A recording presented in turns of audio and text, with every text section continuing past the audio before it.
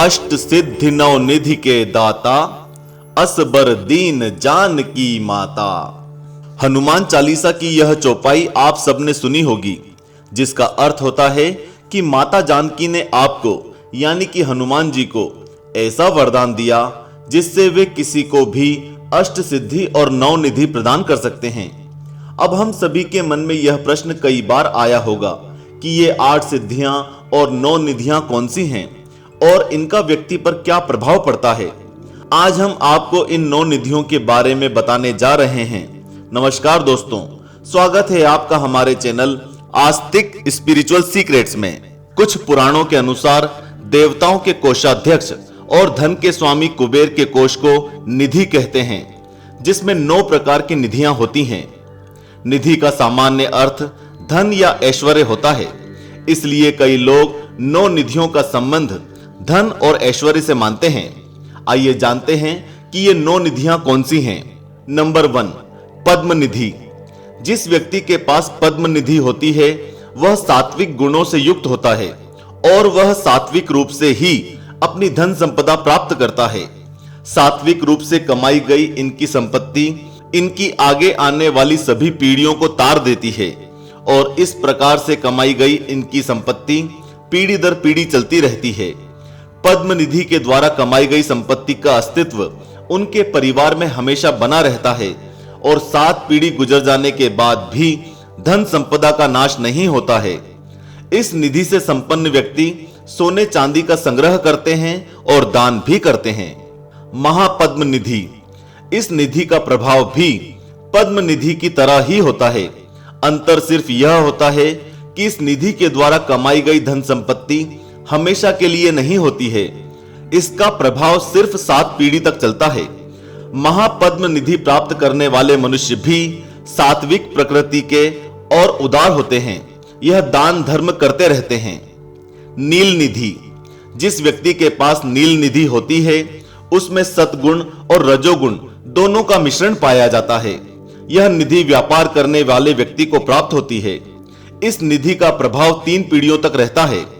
ऐसे जातक हमेशा लोगों की भलाई के लिए कार्य करते रहते हैं। नील निधि को मधुर स्वभाव वाली निधि भी कहा जाता है। मुकुंद निधि। इस निधि को राजसी स्वभाव वाली निधि भी कहा जाता है, क्योंकि इस निधि में रजोगुण की प्रधानता होती है। यह निधि जिस व्यक्ति के पास होती है वह रजोगुण से युक्त होता है, जिसके कारण उसका मन भोग विलास में ही ज्यादा होता है।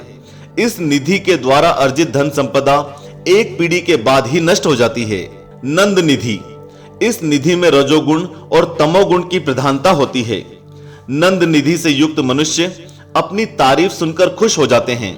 इस निधि के कारण उनको दीर्घायु और लगातार उन्नति प्राप्त होती रहती है।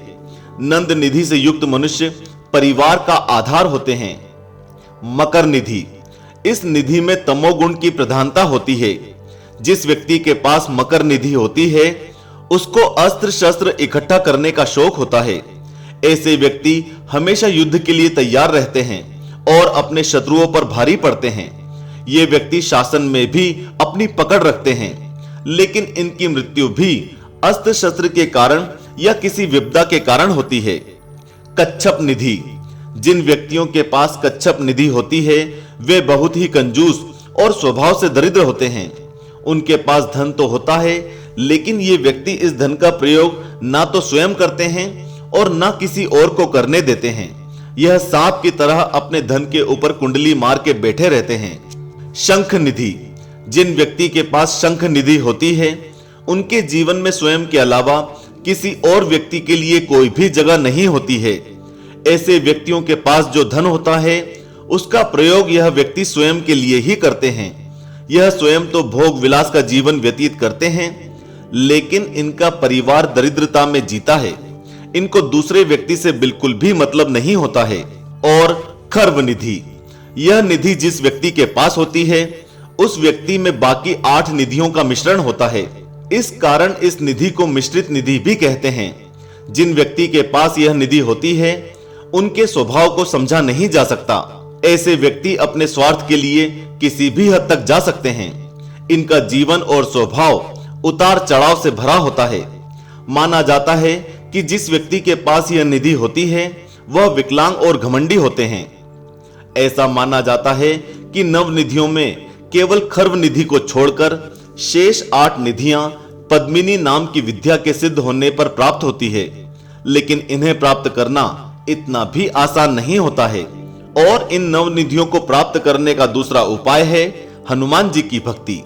जैसा कि आपको हमने अभी बताया है कि हनुमान जी अष्ट सिद्धि और नव निधियों के दाता हैं। अगर आपकी भक्ति में शक्ति होगी तो हनुमान जी स्वयं ही आपको यह सिद्धि और निधि प्रदान करेंगे। हमें नीचे कमेंट करके बताएं कि आपको इन नव निधियों में कौन सी निधि सर्वोत्तम लगी। जय श्री राम, जय हनुमान।